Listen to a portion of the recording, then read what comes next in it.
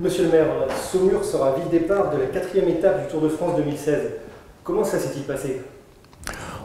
Tout simplement, Angers est ville d'arrivée. Le Tour de France cherchait une ville-départ.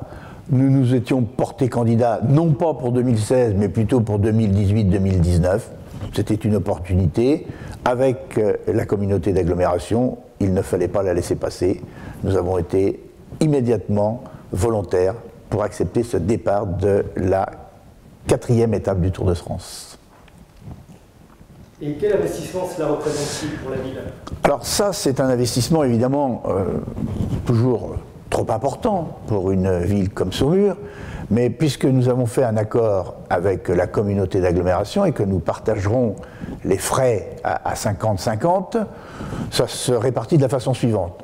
D'abord une prestation que nous payons à la Société du Tour de France pour 78 000 €, partagés en deux, ça fait 39 000 chacun, et puis des frais complémentaires d'aménagement, de sécurisation, d'accueil du public, pris en charge par nos équipes du centre technique municipal.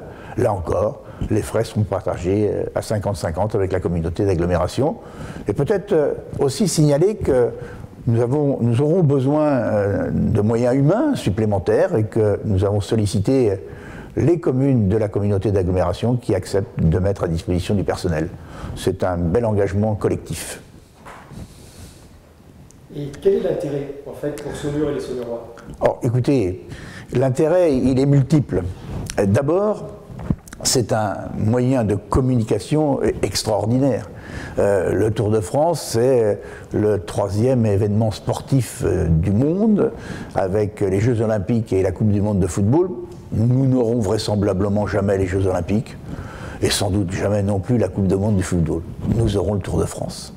Élément important de communication. 190 pays concernés, plus d'1 million de téléspectateurs dans cette émission qui a lieu en amont de ce tour, de cette étape, sur France 3 le matin, et j'imagine qu'il y aura quelques images de Saumur et du Saumurois le soir à l'arrivée.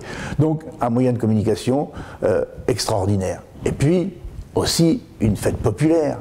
Un moment de convivialité, de communion autour de ce sport qu'est le cyclisme, un engagement très fort des clubs cyclos du Saumurois. Je crois que c'est un moment que nous nous souviendrons.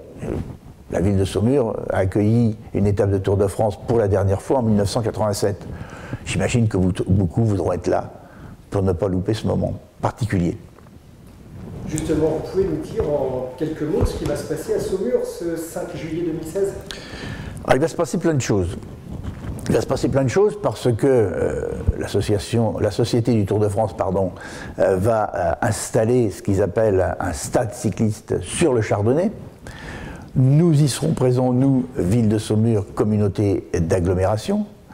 Nous aurons bien évidemment un parcours dans la ville avant le départ officiel de l'étape qui aura lieu après Dittré, et donc les coureurs vont pouvoir se préparer sur un circuit de 10 km qui part devant l'école du commandement, qui passera en bord de Loire, près du théâtre d'Île-Dôme, en face la mairie, qui rejoindra le château, ensuite passera par les hauts quartiers, par les quartiers de Nantilly, par le chemin vert, rejoindra le pont Fouchard et enfin remontera tout droit dans Bagneux via Dittré, vers Dittré, via le Coudray-Macquart pour rejoindre Montreuil-Bellay et enfin quitter le département.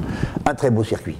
Un très beau circuit qui permettra à beaucoup de gens de pouvoir admirer ces coureurs qui seront là au ralenti. On nous dit 15 ou 20 km/h, c'est rien pour ces gens, pour ces sportifs. Pouvoir admirer aussi la caravane qui va déambuler sur le même itinéraire, et puis j'imagine profiter de toutes les promotions qui seront faites tout au long de ce parcours. Ça c'est le moment majeur, mais nous espérons ensuite proposer avec les écoles militaires de Saumur, qui seront évidemment partie prenante, avec les commerçants. On a reçu ce matin une information des commerçants disant leur volonté de s'engager. Avec les clubs cyclo, nous allons proposer un certain nombre d'animations, à la fois pendant cette journée du 5 juillet, mais déjà en amont, puisque 15 jours avant, nous aurons l'Anjou Vélo Vintage, qui sera un moment aussi très fort du vélo à Saumur, et nous sommes en train de réfléchir à des animations le week-end précédent, c'est-à-dire le week-end des 2 et 3 juillet, pour proposer sur Saumur, sur le Saumurois, peut-être même jusqu'à Limoges, des animations pour les amateurs de vélo, que ce soit des gens qui se promènent ou que ce soit des gens qui sont des sportifs et qui vont vouloir évidemment faire des performances. En un mot commençant, ce mois de juin et ce début juillet, la ville de Saumur, capitale de l'équitation, sera aussi capitale du vélo.